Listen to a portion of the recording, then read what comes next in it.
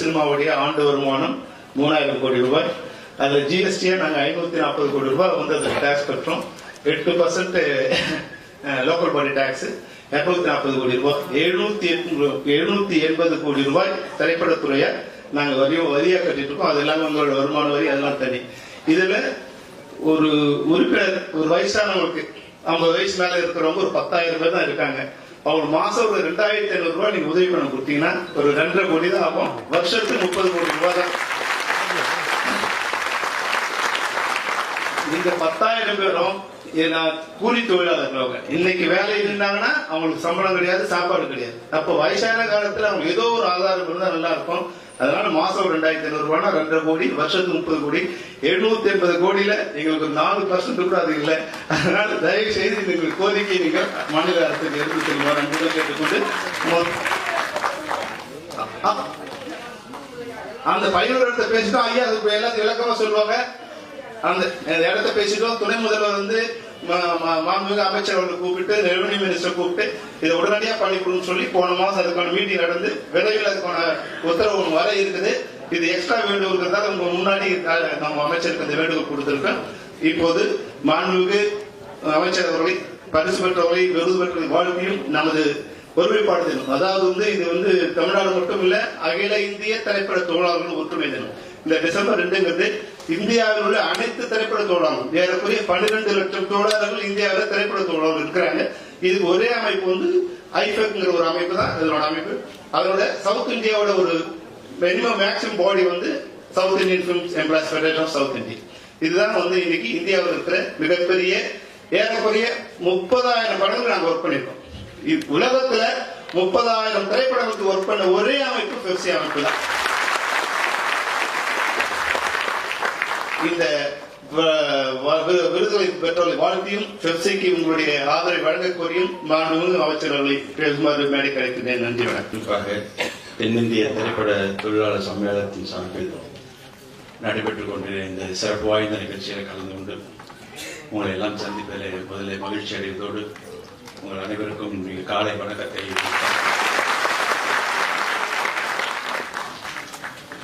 இன்றைக்கு நம்முடைய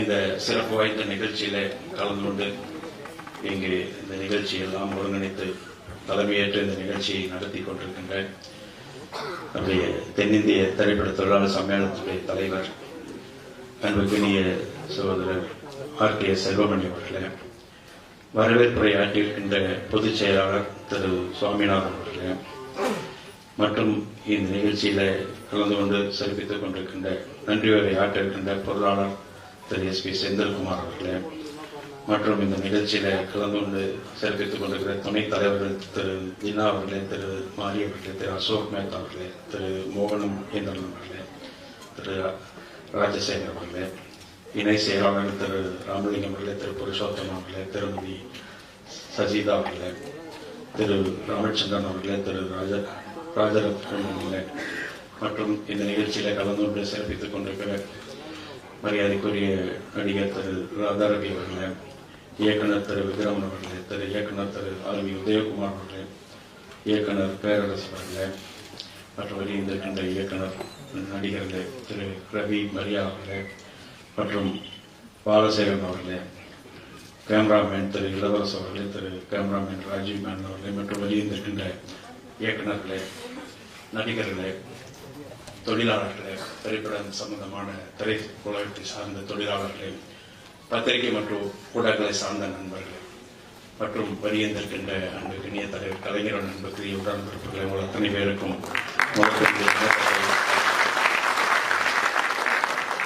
ஒரு நிகழ்ச்சி என்று சொன்னால், ஒரு அரசின் பிரதிநிதியாக அமைச்சரை அழைக்கிறார் என்று சொன்னால் அது கோரிக்கை இல்லாமல் இருக்காது என்பதை மாண்புமிகு முத்தமிழ் கலைஞர் அவர்கள் அடிக்கடி சொல்வார்கள். அதுதான் இந்த இடத்துல மனதிலே பதிவாகியிருக்கின்றது. எனவே இங்கே பல்வேறு கோரிக்கையும் சொல்லியிருக்கின்றீர்கள்.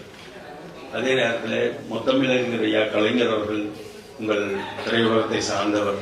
எனவே உங்களுடைய அரசு தான் இப்பொழுது நடைபெற்றுக் கொண்டிருக்கிறது. அதே நேரத்தில் நம்முடைய மாண்புமிகு முதலமைச்சர் அவர்களும் திரையுலகத்தை சார்ந்தவர். அதே போல இப்பொழுது இருக்கின்ற நம்முடைய மாண்புமிகு துணை முதலமைச்சர் அவர்களும் உங்களோட பயணித்தவர். எனவே அந்த வகையிலே என்னை பொறுத்தளவு இங்கிருந்து நீங்கள் சொல்லக்கூடிய தகவலை, தரக்கூடிய கடிதத்தை அங்கே கொண்டே ஒப்படைப்பதுதான் என்னுடைய கடமையாக இருக்கும் என்று கருதுகிறேன். அது மட்டுமல்ல, காரணம் அதை சொல்வது ஏதோ என்னுடைய பொறுப்பை தட்டி கழிப்பதாக நீங்கள் தவறாக நினைக்க வேண்டாம்.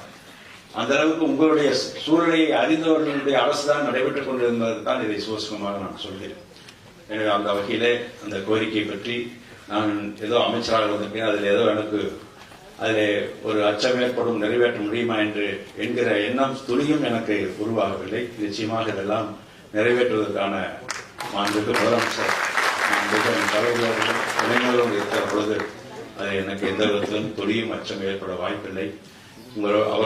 அவர் என்ன சொல்கிறாரோ அதை செயல்படுத்துவதற்கும் அதே நேரத்தில் உங்களோடு இணைந்து பணியாற்றுவதற்கும் இந்த அரசு தயாராக இருக்கிறது என்பதை நானும் தயாராக இருக்கிறேன் என்பதை இந்த நேரத்தில்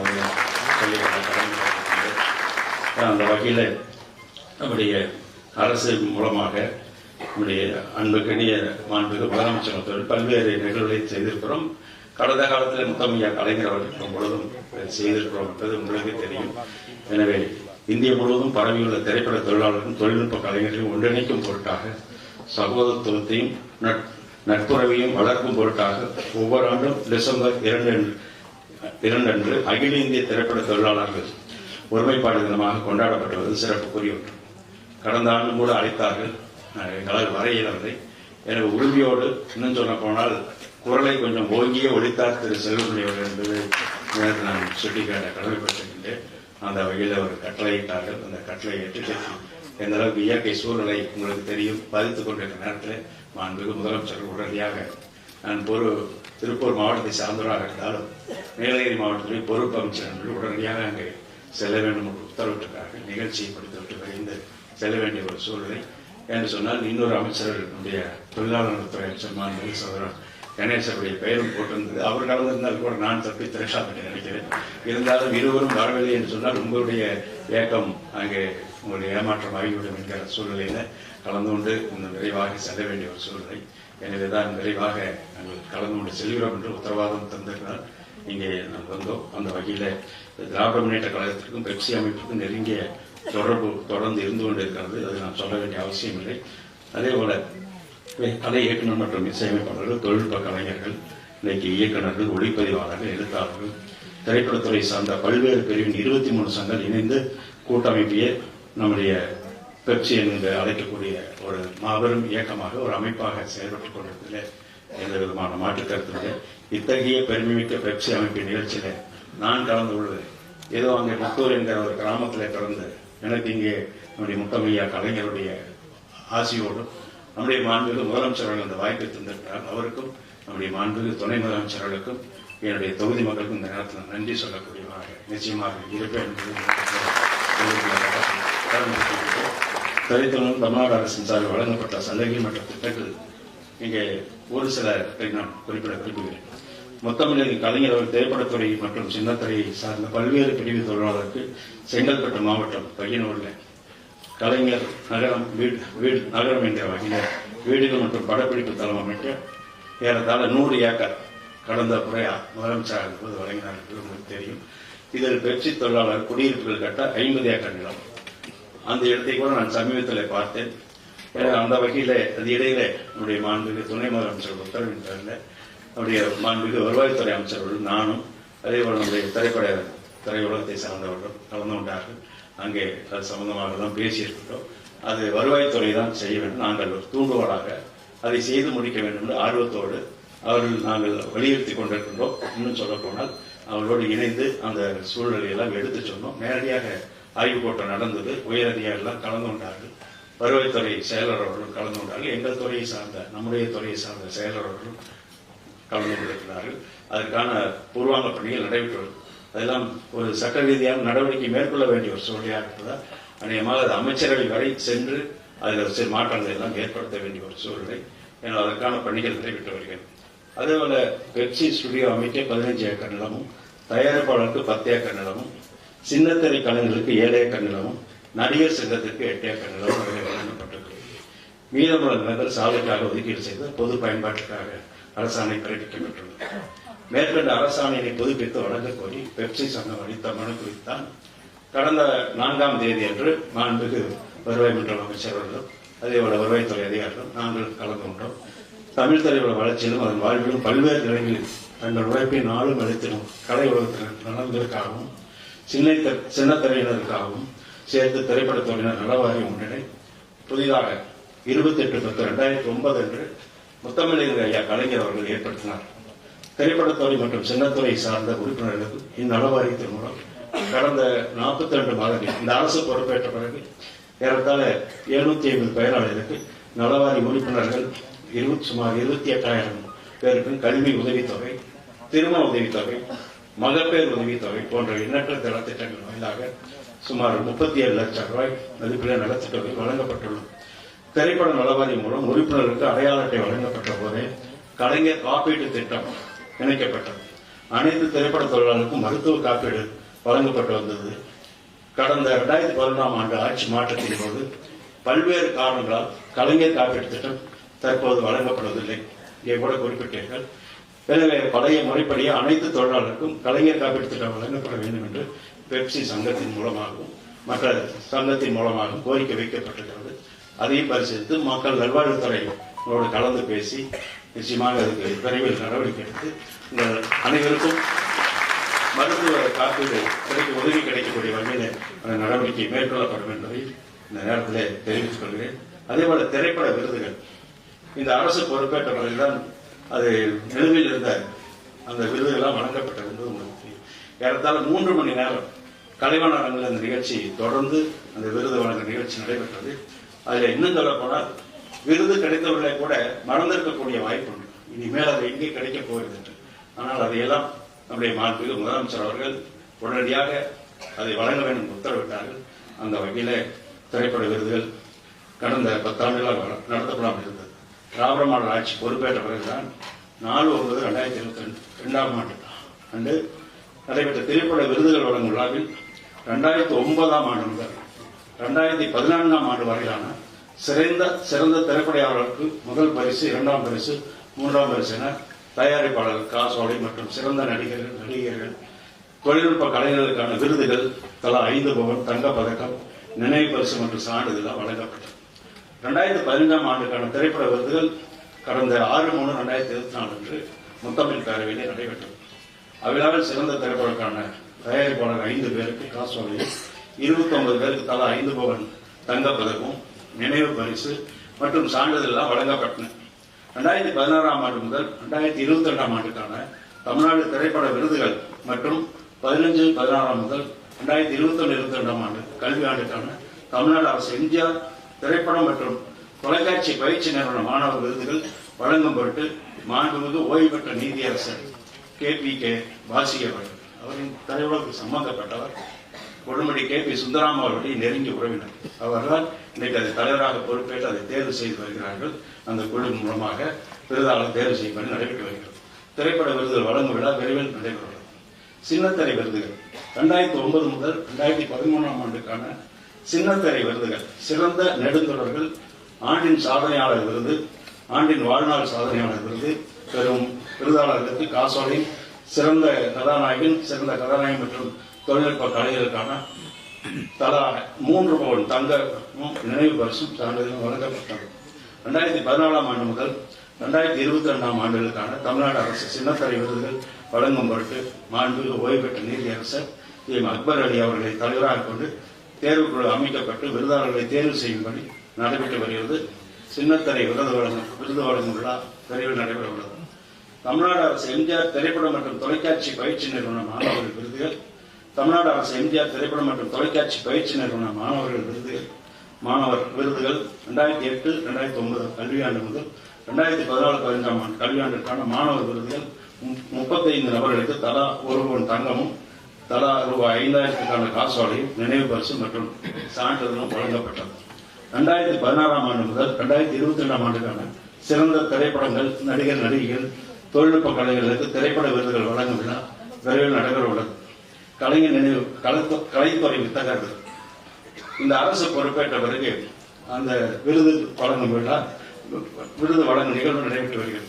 தமிழ் துறையில் சிறந்து விளங்கிய வாழ்நாள் சாதனையாளருக்கு முத்தமிழறிஞர் கலைஞர் அவர்களின் பெயரில் கலைஞர் நினைவு கலைத்துறை வித்தகர் விருது வழங்கப்பட்டது. அதில் 2022 ஆண்டு தான் முதல்ல துவங்கியது. அந்த வகையில் முத்தமிழ் கலைஞர் அவர்களின் பிறந்த நாளான ஜூன் 3ஆம் நாள் என்று வழங்கப்பட்டது.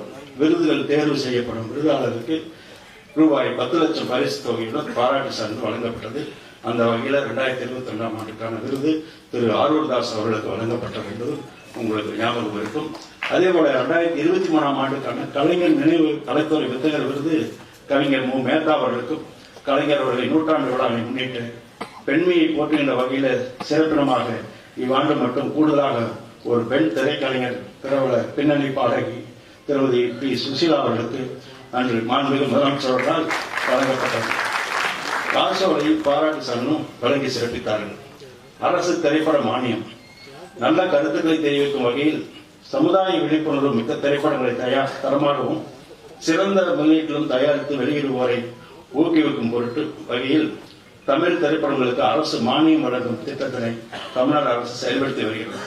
தமிழ்நாடு அரசால் அமைக்கப்பட்டுள்ள தேர்வு குழுவின் வாயிலாக குறைந்த செலவில் தயாரித்து வெளியிடப்படும் தரமான தமிழ் திரைப்படங்கள் தேர்வு செய்யப்பட்டு ஒவ்வொரு திரைப்படத்திற்கும் இத்திட்டத்தின் வாயிலாக ரூபாய் 7 லட்சம் மானியம் வழங்கப்படுகிறது. அவ்வகையில் திரைப்படம் நம்முடைய திராவிட மாடல் ஆட்சி பொறுப்பேற்ற பின்னர் 2015ஆம் ஆண்டு முதல் 2022ஆம் ஆண்டு வரை மானியம் பெற விண்ணப்பித்த திரைப்படங்களுக்கு மானியம் வழங்குவதற்கான பணிகள் மேற்கொள்ளப்பட்டு வருகிறது என்பதை மகிழ்ச்சியோடு நான் தெரிவித்துக் கொள்கிறேன். மேலும் இங்கு தெரிவித்திருக்கின்ற கோரிக்கையை தொடர்ந்து நம்முடைய பெப்சி தலைவர்களும் நிர்வாகிகளும் தெரிவித்துக் கொண்டிருக்கிறார்கள். அதையெல்லாம் புதிதாக சொல்லி இருக்கக்கூடிய கோரிக்கையை எழுத்துப்பூர்வமாக அனுப்பி வையுங்கள். நிச்சயமாக தொடர்ந்து நம்முடைய மாண்புக்கு முதலமைச்சருடைய கவனத்திற்கும் மாண்புக்கு துணை முதலமைச்சருடைய கவனத்திற்கும் சம்பந்தப்பட்ட துறை ஒரு மருத்துவத்துறை என்று சொன்னால் அவர்களோடும் தேவைப்படுகிற அந்த காப்பீட்டு திட்டம் முறையிலும் கூடுதலாக உங்களுக்கெல்லாம் கிடைப்பதற்கான வாய்ப்பை மருத்துவ பணி கிடைப்பதற்கான அந்த சூழலை உருவாக்குவதற்கு நாங்கள் தொடர்ந்து நடவடிக்கை எடுப்போம் என்பதை இந்த நேரத்தில் சொல்லி இது திரையுலக ஆட்சி நடைபெற்றுக் கொண்டிருக்கிறது. திரையுலகத்தை சார்ந்தவர்கள் ஆட்சி அதை பற்றி நீங்கள் கவலைப்பட வேண்டிய அவசியம் இல்லை. காரணம் கொரோனா காலகட்டத்தில் இந்த அரசு பொறுப்பேற்றது. காரணம் அன்றைக்கு இந்த தொழில் மிகவும் மோசமான சூழ்நிலைக்கு தள்ளப்பட்டது. நாங்களும் அறிவோம். அந்த வகையில் அதையெல்லாம் ஈடு செய்யக்கூடிய வகையில் இந்த அரசு உங்களுக்கு துணை நிற்கும் என்பதை சொன்னேன். வாய்ப்புக்கு நன்றி கூறுகிறேன். செய்தி விளம்பரம் மக்கள் தொடர்புத்துறை அமைச்சர் அன்பு சகோதரர் சாமிநாதன் அவர்களுக்கும் மேலுள்ள பத்திரிகையாளர் அன்பர்களுக்கும் என்னை வாழ வைத்துக் கொண்டிருக்கும் யூடியூப் நிறுவனத்தை அன்பு சகோதரருக்கும் இந்த இடத்தை அளித்திருக்கும் கமலாத்தேட்ட உரிமையாளர்களுக்கும் மேலுள்ள அத்தனை நல்லுள்ளவர்களுக்கும் என்னுடைய யூனியன் டப்பிங் யூனியன் இருந்து உறுப்பினர்கள் பல பேர் வந்திருக்கிறார்கள். அவர்களுக்கும் என்னுடைய வணக்கங்களை கூறி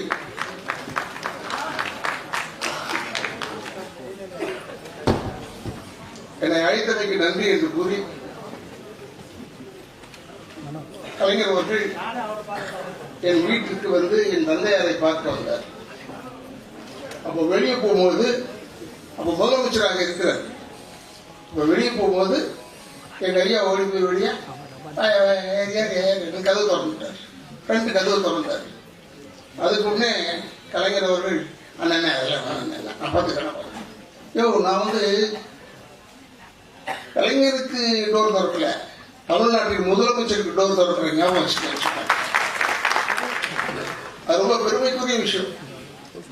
ஏன்னா இதே போல் நான் ஒரு இடத்துல செஞ்சேன், வாகை சந்திரசேகருக்கு கல்யாணம். அதுல பேசும்போது என்ன செஞ்சுட்டேன், இன்னைக்கு தமிழ்நாட்டில் முதலமைச்சர் அவர் தகுதி முகத்தில் இருக்கிறது பார்த்தா சகோதரர் ஸ்டாலின் அவர்களுக்கு தான் இருக்கிறதுன்னு சொன்ன அப்ப இப்ப அவர் முதலமைச்சர். மிகவும் சந்தோஷமாக இருக்கிறது. ஏன்னா எல்லாமே எங்க குடும்பத்தை சேர்ந்தவர்கள். அரசியல் எப்படி இருந்தாலும் சரி, என்னைக்குமே நாம் கலைஞருடைய குடும்பத்தின் மீது மரியாதை கொண்டவர். அவர்கள் இவ்வளவு தூரம் வந்து சாமிநாதன் ஐயா வந்து நம்மளை கௌரவப்படுத்தியிருக்காருன்னா சாதாரணமான விஷயம் அல்ல. ஆனால் இந்த பெப்சியில் இருந்து இந்த ஐயா மறைந்த அவருடைய கோஷ் அவருடைய பெயரில் ஒரு விருதை தந்து எங்களையெல்லாம் கௌரவப்படுத்தியதற்கு மறுபிறவி என்று ஒன்று இருந்தால் உங்கள் பாதங்களாக பிறக்க வேண்டும் என்ற எண்ணத்தை மட்டுமல்ல, நான் எப்படிப்பட்டவன், எதற்காக குரல் கொடுப்பவன் எல்லாம் தொழிலாளர் வர்க்கத்துக்கு தெரியும். ஏன்னா நான் முதலாளிகளை தவற சொல்லல, அவங்க பணம் கொடுக்குறவங்க டைரக்டர் தான் பார்த்து இவன் வேணும் இவன் வேணாம்னு சொல்றது. அப்படி இவன் வேணும்னு சொன்னது தான் இயக்குநர்கள் இந்த சங்கத்தில் இருக்காங்க. வேணும்னு சொல்றவங்க இங்க இருக்காங்க. இவங்க வேணும்னு சொல்லிட்டு அவங்க எப்படியும் பணத்தை கொடுத்து தான் ஆகணும். அதனால் நான் எப்பொழுதுமே தொழிலாளர் பக்கம் நிற்பவன். ஏன்னா சில தவறுகள் நடந்திருக்கலாம், அதையெல்லாம் தட்டி கேட்பதற்கு நம்ம பெப்சி மட்டும்தான். பெப்சி இல்லை என்றால் நாம் இல்லை, நான் இல்லை. ஐயா அவர்களுக்கு சொல்லிக் கொள்கிறேன், 24 கிராஃப்ட்டுமே நகமும் சதையும் போல ஒற்றுமையாக இருப்பவர்கள். சண்டை இருக்கும், சில சண்டை இருக்கும், இருந்தாலும் ஒற்றுமையாக இருப்பவர்கள். அவர்கள் ஒன்றென்றால் ஓடோடி வருவதற்கு இங்கே ஏறத்தாழ ஒரு 30,000 35,000 பேர் இருக்கிறோம் என்பதை தெரிவித்துக் கொள்கிறேன். இதேபோல் சாமிநாதன் அவர்கள் அரசியல் பேசவில்லை, இங்க எங்களை கௌரவப்படுத்தியதற்காக நிச்சயமாக எங்கள் வாழ்நாள் முழுவதும் உங்களுக்கும் நாங்கள் கடமைப்பட்டவர்கள் என்பதையும் தெரிவித்துக் கொள்கிறேன். இந்த விழா ஒற்றுமை தினம் நான் கேட்டேன். அப்ப மே 1 என்னன்னு கேட்டேன். அதுக்கு ஒரு பேர் சொன்னாங்க, இதுக்கு ஒரு பேர் சொன்னாங்க. இருந்தாலும் நமக்கு டிசம்பர் 2ஆம் தேதி நல்ல நாள் நினைக்கிறேன். ஏன்னா டிசம்பர் 2 தான் தொழிலாளர் ஒற்றுமை தினம் என்று சொன்னாங்க. ஆல் இந்தியா லெவல்ல, ஐபக் லெவல்ல சொன்னார் நம்முடைய தலைவர் செல்வமணி அவர்கள். அதெல்லாம் நான் பேசி பார்த்திருக்கேன். அவங்களோடையும் நான் உரையாடி இருக்கிறேன். ஆனால் நம்ம இருக்கிறது தமிழ்நாட்டில். இந்த தமிழ்நாட்டில் இருக்கிற சில சிக்கல், வெளியூருக்கு போனால் சிக்கல் என்று சகோதரர் இளவரசர் அவர்கள் சொன்னார் நினைக்கிறேன். இனிமேல் இந்த சிக்கல் இருக்காது. ஏன்னா செல்வமணி இருக்கும் வரை இங்க சிக்கல் வராது. அதை எப்படியாவது தட்டி கழிச்சுடுவார். அவர் பெப்சியினுடைய ரூல்ஸ் அண்ட் ரெகுலேஷன்ஸ் அவருக்கு நன்றாக தெரியும். அதன்படியும் நடந்து கொள்வார், மனிதாபிமானம் படியும் நடந்து கொள்வார். அதனால் ரெண்டுமே இருக்காது. அதனால் நான் மிகவும் பெருமைப்படுகிறேன். இப்பேற்பட்ட இந்த நம்முடைய யூனியனில் நானும் கலந்து கொண்டு எனக்கு இந்த முறை அவார்டு கொடுக்கும்போது அவரே தலைவராக இருக்க தப்பி யூனியனில் அவரே செலக்ட் பண்ணிருக்கீங்க. செலக்ட் பண்ணி பார்த்தோம், கிடைக்கல ஆளுங்களுக்கு நினைக்கிறேன். தேடி பார்த்தாங்க, யாரும் பெப்சிக்கு தியாகம் பண்ணியிருக்கிறாங்களா அப்படின்னு பார்த்தா இப்ப கிடைக்கலன்னு நினைக்கிறேன். அப்புறம் எனக்கு தொலைபேசியில் சொன்னாங்க, உங்களை தான் செலக்ட் பண்ணிருக்கோம். எனக்கு ஒன்றும் எதை செலக்ட் பண்ணாட்டி இல்லை. ஆனாலும் என் பணி இதுதான், இதை செய்து கொண்டே தான் இருப்பேன். இதெல்லாம் எதிர்பார்த்து நம்ம செஞ்சோம்னா சகோதரர் செல்வமணிக்கு எவ்வளோ லாஸ் இங்க தலைவராக வந்ததுலேருந்து அவருக்கு தெரியும். It is not a loss, it is gaining hearts. அதுதான் மெயின். எப்படி இருந்தாலும் அண்ணன் காளி அவர்கள் சொன்னதுதான் ஞாபகம் வருகிறது. டிரைவர் யூனியன் தலைவராக இருந்தார். என்னுடைய சாவிலே பெப்சியின் கொடியை பொருத்த வேண்டும் சொன்னார். அதை போலத்தான் நான் சொல்லும் போதெல்லாம் சொல்வேன், நான் ஒரே நடிகர் தான். இந்த அமைச்சர் அவர்களுக்காக சொல்லிக் கொள்கிறேன். நான் ஒரே நடிகன் டாப்ல இருக்கும் போது பெப்சியில் உபத்தலைவராக இருந்த ஒரே நடிகன் நான் தான். பெப்சிக்கும் நடிகருக்கு என்ன சம்பந்தம் இருக்கு? அவங்க இல்லைன்னா, பெப்சி இல்லைன்னா அப்பெல்லாம் இந்த ஸ்டண்ட் யூனியனோ இந்த சக நடிகர் சங்கமோ எல்லாருமே சரி, அது ஸ்டண்ட் யூனியன் கேட்கவே தேவை, எப்படி கூப்பிட்டாலும் வருவாங்க. நாங்கள் அப்பெல்லாம் பொட்டி மேல உட்கார்ற ஒரு காலங்கள் போய் இப்பதான் பெப்சி கிட்ட கையை கொடுத்துருவோம். இனிமேல் மொத்தத்தையும் நீங்க பாத்துங்க. ஏன்னா இந்த டிஜிட்டல்னு வந்துச்சு பாருங்க, எப்ப எடுக்கிறான் எப்ப விடுறான்றதே தெரியல எங்களுக்கு. அது கொஞ்சம் அவங்களுக்கு ஏமாத்துறதுக்கு ஈஸியா இருக்கு, வழிவகை பண்ணியிருக்கிறார்கள். இருந்தாலும் அதையெல்லாம் மீறி செல்வமணி அவர்கள் இப்போ கூட சொன்னாங்க, அவர் கொஞ்சம் வேகமாக பேசினார். அவர் எப்பயுமே நியாயத்து பக்கம் நிற்பவர். தப்புனா தப்புன்னு சொல்லுவார், என்ன கூட தப்புனா தப்புன்னு தான் சொல்லுவார். அதனால் நல்ல ஒரு நிகழ்ச்சி. இதே போல் ஒற்றுமையாக இருக்க வேண்டும். கடைசி வரை இந்த ஒற்றுமை நிலைக்க வேண்டும். யார் வெற்றியை உடைக்கணும் என்று நினைத்தார்களோ அவர்களுக்கு இது ஏமாற்றமாக இருக்கும். உதாரணத்துக்கு இன்று சகோதரர் விஜய் அவர்கள் நடிக்கிற படம் நம்மளுடைய இடத்துல தான் நடக்கிறது. நம்முடைய இடம் தான் காலி இடம் அப்படியே இருக்கு. அவங்க மரியாதை நமக்கு தெரியும், நம்ம மரியாதை அவங்களுக்கு தெரியும். ஏன்னா வேற எங்கேயாவது போனால் பரட்டி விட்டுருவாங்க நம்ம. அப்படி அருமையாக செல்லுமணி காலங்களில் இந்த விசித்திரமெல்லாம் நடப்பதை நாம் பார்த்து கொண்டிருக்கிறோம் என்பதை சொல்லி சகோதரர் மாண்புமிகு அமைச்சர் சாமிநாதன் ஐயா வந்ததற்கு என்னுடைய அதாவது என் குடும்பத்தின் சார்பாக என்னுடைய நன்றியை தெரிவித்து, மறுபிறவி என்று ஒன்று இருந்தால் உங்கள் பாதங்களாக பிறக்க வேண்டும் என்ற எண்ணத்தில் விடைபெறுகிறேன். நன்றி. அவருக்கு இந்த விருது வழங்குறதுல இந்த சங்கமும் பெருமைப்படுது. அடுத்து நம்ம பெப்சி தலைவர்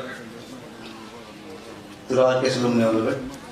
இன்னைக்கு ஆர் கே செல்வமணி அப்படின்னாலே ஆளுமை, மிகச்சிறந்த ஆளுமை நம்பிக்கை எடுத்திருக்காரு.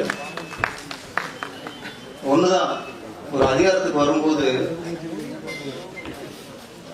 அந்த அதிகாரத்துல ஆணவம் சேர்ந்துட்டா அது சர்வாதிகாரம் ஆயிரும்.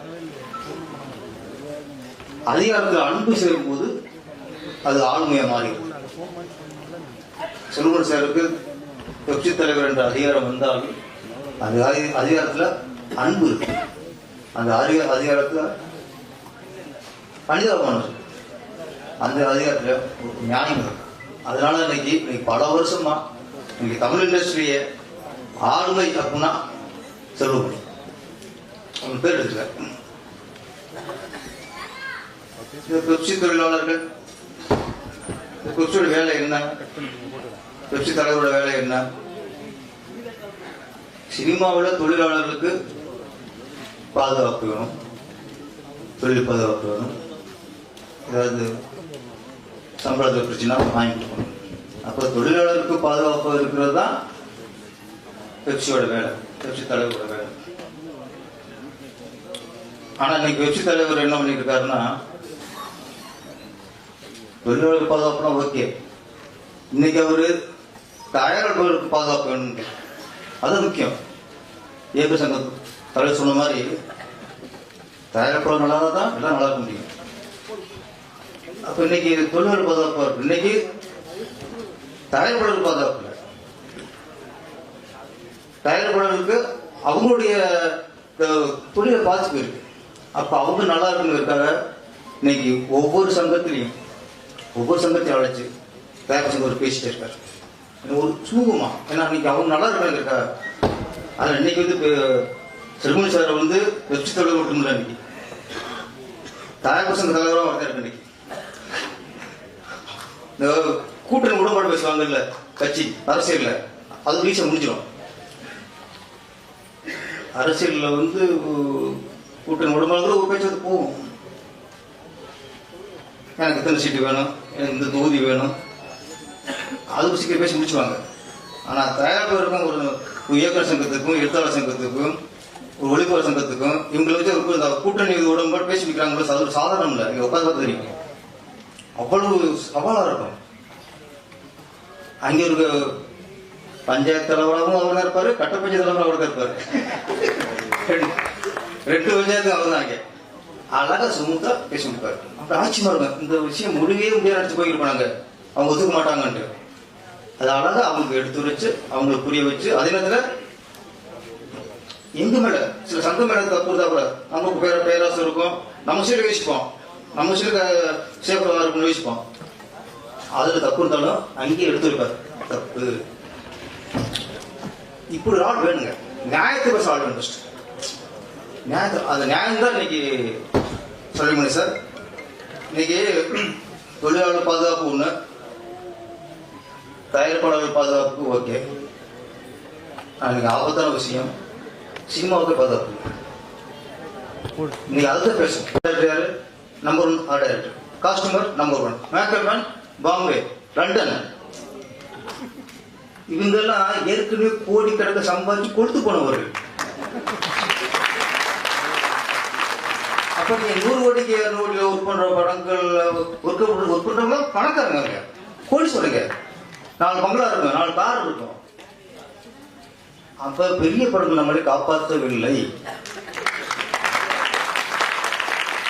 ஒரு காஸ்டியூம் 2 மாசம் வாடகை கொடுக்காம இருப்போம். ஒரு மேக்கப் பண் 2 மாசம் வாடகை கொடுக்க பண்ணிடாம இருப்பாங்க. சில ஒரு செட் ஆளுங்க அவங்க ஷூட்டிங் போய் பல நாள் இருக்கும்.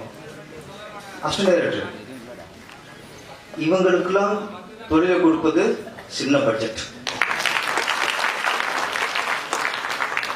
3 கோடி 4 கோடி படம் எடுக்கிறவங்க தான் ஒரு சின்ன ஒரு மேக்கப் பண்ணி கூப்பிட்றாங்க, சின்ன காஸ்டியூம் கூப்பிட்றாங்க.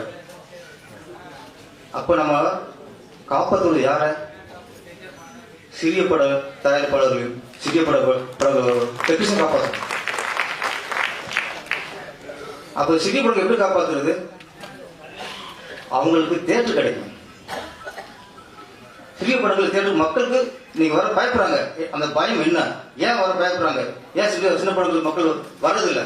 இது ஆராயணும். இப்ப எப்படி தொழிற்சங்கத்தையும் தயாரிப்பு சங்கத்தையும் கூடி பேசி தீர்வுலாம் ஏற்படுத்துறீங்களோ அதே மாதிரி சிறிய படங்களுக்கு தேட்டர் கிடைப்பதற்கும் சிறிய படம் மக்கள் வருவதற்கான சூழ்நிலையை நம்ம உருவாக்க வேண்டும். அது சாதாரண உருவாகிறாது, அதை உருவாக்க வேண்டும். அது தலைவரால் முடியும், சில முடியும். அதையும் யாராயிங்க நம்ம தொழிலை காப்பாற்றிட்டீங்க. இன்னைக்கு தயாரிப்பை காப்பாற்றுறதுக்காக போராடுறீங்க, சினிமாவையும் காப்பாற்றுறதுக்காக, அது சிறிய படங்களை காப்பாற்றுறதுக்கும் போராட்டம் நடத்துவாங்க.